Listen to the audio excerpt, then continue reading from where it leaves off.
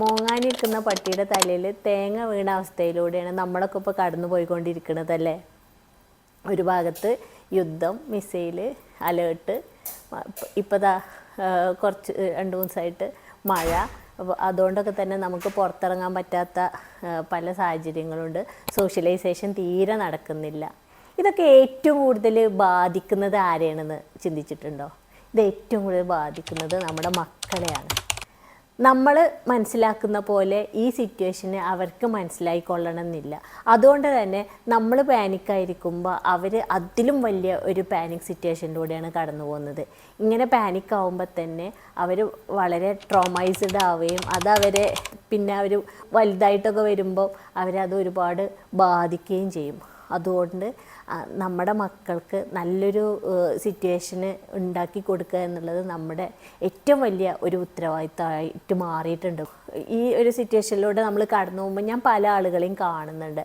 അതിൽ ചില പാരൻസൊക്കെ കുറച്ചൊക്കെ കാമാണ്, എന്നാൽ ഒട്ടുമിക്ക പാരൻസും ഭയങ്കര ആങ്ഷ്യസ് ആണ്. ഒബ്വിയസ്ലി നമുക്ക് ആൻസൈറ്റി ഉണ്ടാവും, നമുക്ക് പ്രെഡിക്റ്റ് ചെയ്യാൻ പറ്റാത്ത ഒരു സിറ്റുവേഷൻ കൂടിയാണ് നമ്മൾ കടന്നു പോകുന്നത്. പക്ഷേ ആ ആൻസൈറ്റി, നമ്മുടെ സ്ട്രെസ്സ്, നമ്മുടെ ട്രോമയൊക്കെ കുട്ടികൾ കാണുമ്പം അവർ അകാരണമായിട്ട് കരയുക, ദേഷ്യം കാണിക്കുക, അങ്ങനെ പല ഇമോഷൻസ് അവർ കാണിക്കുന്ന കാണാം.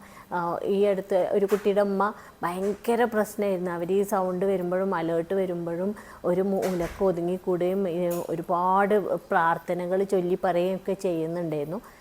അത് കണ്ടിട്ട് തന്നെ അവരുടെ മോള് അതിലേറെ പ്രശ്നത്തിലായി. കുട്ടി രാത്രിയിലെ ഉറക്കത്തിലൊക്കെ കരയുക, അതല്ലെങ്കിൽ ഒരു ഭാഗത്ത് മൂലക്കിൽ പേടിച്ചിരിക്കുക. ആ കുട്ടീൻ്റെ അമ്മ എന്ത് കാണിക്കുന്നോ അതിൻ്റെ ഡബിൾ ഇരട്ടി ഇമോഷൻസാണ് ആ കുട്ടി കാണിച്ചുകൊണ്ടിരിക്കുന്നത്. അതുകൊണ്ട് ഇത്തരം എമർജൻസി സിറ്റുവേഷനിൽ നമ്മൾ കുട്ടികളിൽ കുറച്ച് കാര്യങ്ങൾ ശ്രദ്ധിക്കേണ്ടതുണ്ട്. അത് ആദ്യമായിട്ട് നമ്മൾ കൊടുക്കേണ്ട ഒരു കാര്യം എന്ന് പറയുന്നത് വളരെ കാമായിട്ട് കുട്ടീനോട് സംസാരിക്കുക എന്നുള്ളതാണ്. പിന്നെ അവനോട് നീ സേഫാണ്, നമ്മൾ സേഫ്റ്റിയിലാണ് നമ്മൾ ഇരിക്കുന്നത്, നമ്മുടെ ഗവൺമെൻറ് നമുക്കതിനുള്ള എല്ലാ കാര്യങ്ങളും ചെയ്തു തരുന്നുണ്ട് എന്നുള്ള കാര്യം പറയുക.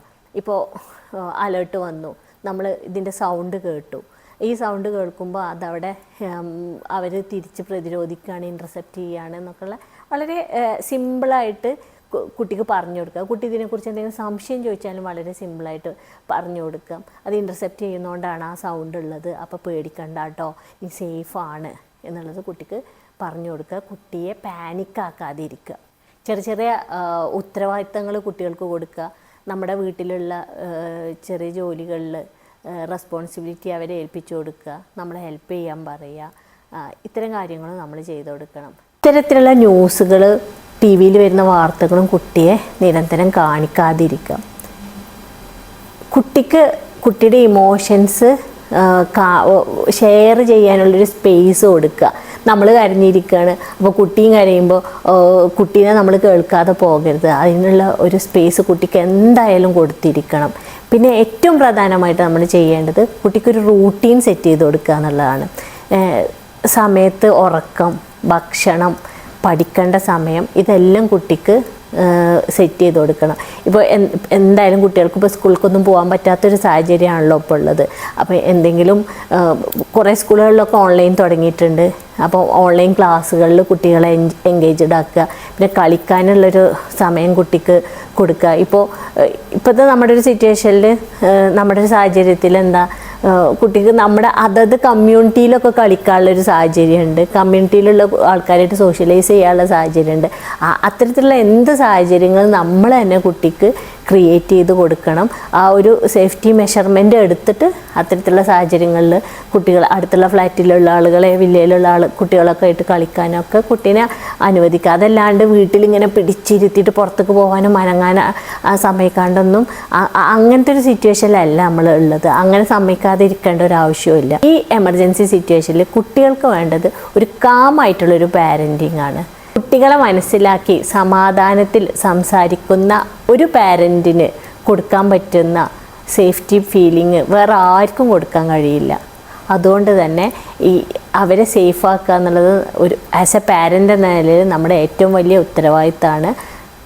അത് മനസ്സിലാക്കി അവരോട് പെരുമാറുക, അവരെ പാനിക്കാക്കാതെ ഇരിക്കുക, സേഫാണ് എന്നുള്ള ആ ഒരു നീ സേഫാണ് എന്നുള്ളത് അവനെ പറഞ്ഞ് മനസ്സിലാക്കി കൊടുക്കുക.